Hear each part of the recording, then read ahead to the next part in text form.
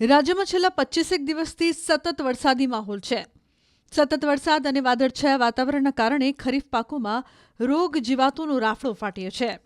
સાબરકાંઠા જિલ્લામાં મગફળી પકવતા ખેડૂતોની ચિંતા ઈયળ, કાતરા અને ફૂગે વધારી દીધી છે. તડકો ન નીકળતો હોવાથી રોગ જીવાતને અનુકૂળ વાતાવરણ મળી રહ્યું છે, જેણે ખેડૂતોની ચિંતા વધારી છે. ખેડૂતો આશા રાખી રહ્યા છે કે જો મેઘરાજા હવે ખામૈયા કરે તો પાકની માવજત થાય અને પાકને બચાવી શકાય.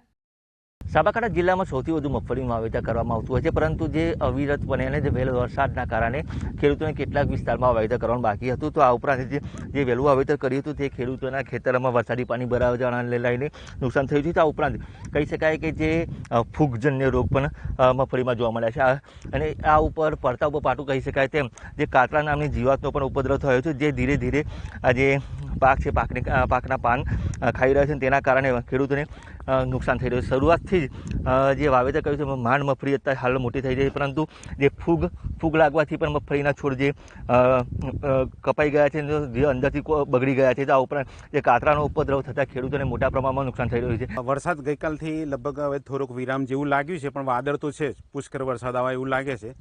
અને ઓલરેડી આ મગફળીની અંદર જનરલ મગફળીનું વાવેતર છે. આ વાવેતરની અંદર અત્યાર સુધીમાં લગભગ બિયારણ સાથે જોવા જઈએ, પહેરવાનું ને બિયારણ સાથે 20,000 થી 25,000 રૂપિયા જેવો ખર્ચો થઈ ગયેલો છે. અને હજુ પણ આ દવાઓનો જે છંટકાવ કરીએ છીએ એમાં અત્યારે આ ખુલ્લું થયું છે, એમાં કાતરા અને ઈયળનો ઉપદ્રવ ચાલુ થયો છે. તો એનો છંટકાવ હાલ અમે આ કરી રહ્યા છીએ, અને એમાં પણ ખર્ચો ઓલરેડી થાય જ છે. હવે જોઈએ તો આજ સુધી જે વરસાદ કન્ટિન્યુઅસ ચાલુ હતો એની અંદર 50% જેવું વાવેતર ઓલરેડી થયું છે અને 50% જેવું બાકી છે. તો હવે વરસાદ વિરામ જો આપે તો થાય આ અઠવાડિયાની અંદર, બાકી જો લાગતું નથી નકર એને જે સમય મર્યાદા છે એ પૂરી થઈ જાય એવું લાગે છે. એક તો વરસાદ રહેતો નથી અને વાવેતર 50% થયેલું છે, 50% મગફળીનું વાવેતર થયેલું છે, એમાં 50% તો બાકી છે. અને બાકી કાતરા નામની જીવાત પડી છે, તે પાન સાફ ખાઈ જાય છે અને અડધા ખેતરમાં પાણી ભરેલું છે. તો કરવું શું હવે? આમ કેટલું નુકસાન થાય એવું છે? નુકસાન તો 50% જેવું નુકસાન જ છે. હજી પાક તૈયાર થાય ત્યારે પાકીને ખાવા હાથમાં ત્યારે ખરું, બાકી તો નુકસાન જ છે.